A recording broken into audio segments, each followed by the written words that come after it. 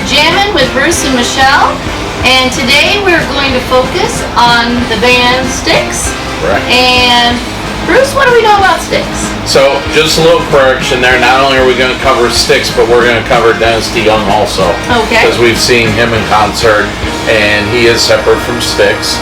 Right, and so what's the story behind two Styx bands? So they both were awesome. The reason being, I'll give a little bit of history here, is back in the early 70s, 72 up in Chicago, Dennis DeYoung and the Pinoza brothers, who were twins, they formed the band Styx.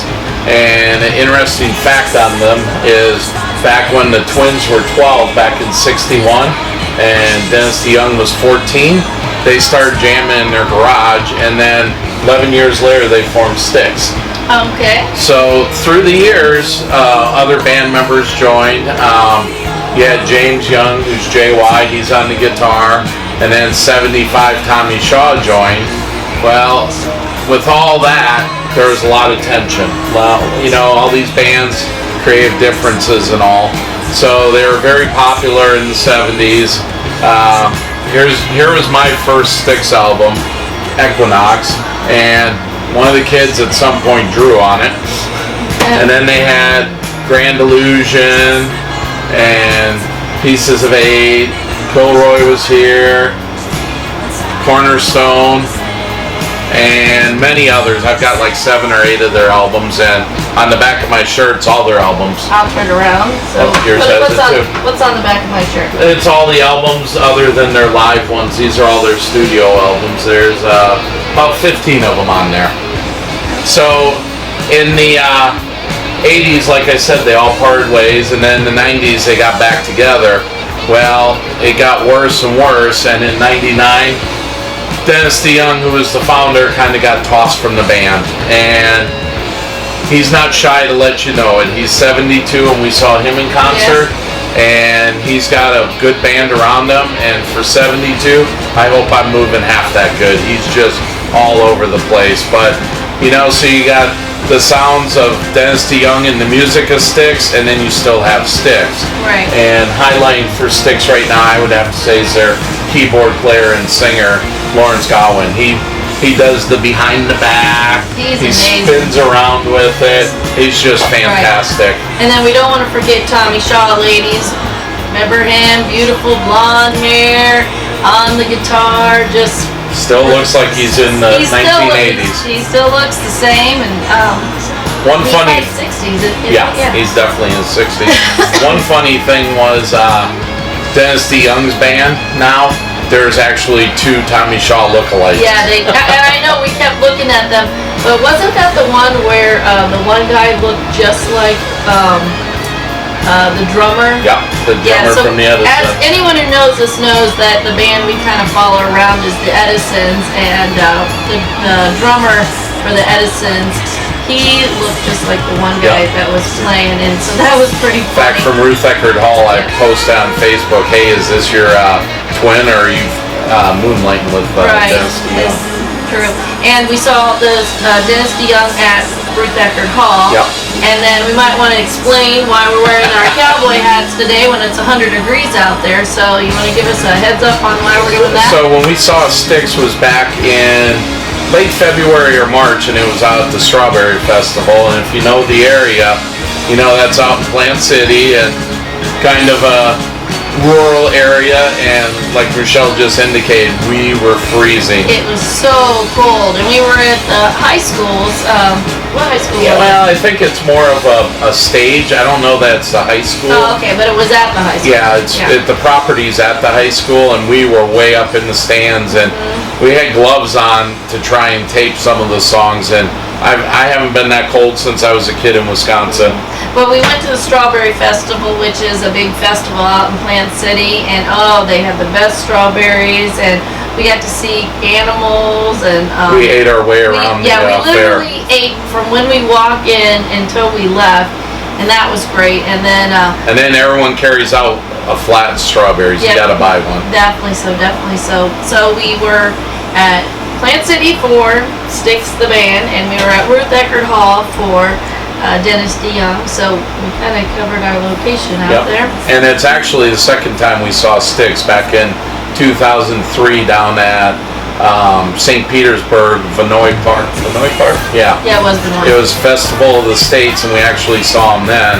And that was actually my first concert down there, and it was great. We paid the $15, so we had a fold-out chair, and we're about 4 or 5 rows back for that. Yeah, and that was good too. I remember, and we went with all our friends, and that was neat. So it was a big. So I do have a trivia that came up. All right, in what movie did Adam Sandler tell the girl he was trying to court that when he was a kid he loved Styx, and he went to their concert and they pulled him up on stage and he got to do the voice of Mr. Roboto?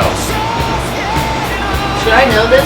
You should know this. I should know this. And I tried the line. Going through all the Adam Sandler movies, but the one recently. He's like, it was so cool, they pulled me up on stage, I got to do the voice of Mr. Roboto.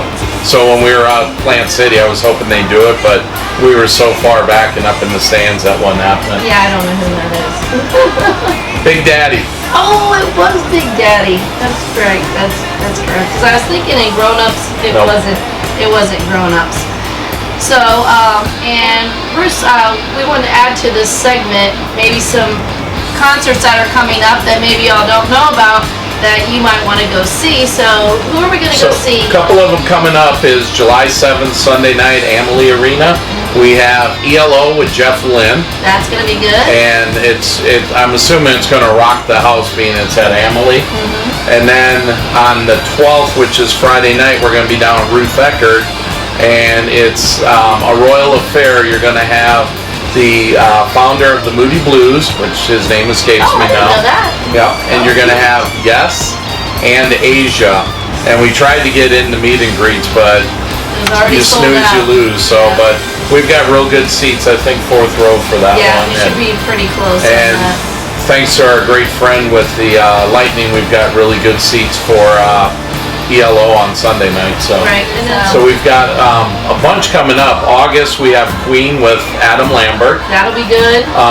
October we've got ZZ Top out at the amphitheater out at the fairgrounds, and also with them is Cheap Trick, which we mentioned. Mm-hmm. We've also got The Who coming up, I think, in October. Mm-hmm. And we're just looking. We're actually going to do another comedy. We're going to go see Bill Engvall down at Ruth Eckerd. And he's really funny. And he's also a little bit older than us, but but he's funny because we can relate to Here's your sign. So also we're looking and bouncing around some ideas with Ted Nugent and a couple others. And let's not forget, we're also going to go see Sammy Hagar, who's one of our favorite. If anyone hasn't seen, doesn't have Access TV on your cable, he has a show called Road Trip with Sammy Hagar on Sunday nights at 8 p.m. And he's from Van Halen, so we're going to go see him. That'll be fun too. Yep, he's going to be with his Circle Band, which is Michael Anthony, original member of Van Halen.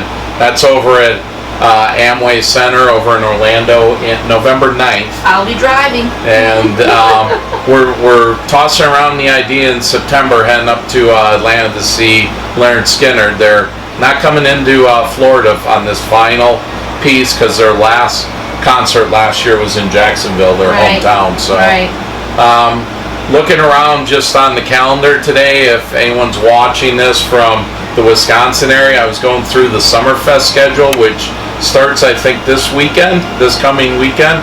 Everybody's going to be there. I believe it was Foreigner, Chicago's there. There's a ton of great bands going to be there. I might have to get a ticket to fly up there and see. Yeah, they're stretched out over 2 weeks though, is the problem. But that's just sad. Bruce couldn't take off 2 weeks of work. So anyway, well, this has been, pretty fun. Little change of format here, giving you some more info, and we're just kind of kicking things around and trying to, we're just doing this for fun and on our quest, and we thought, let's share some bands that we went to.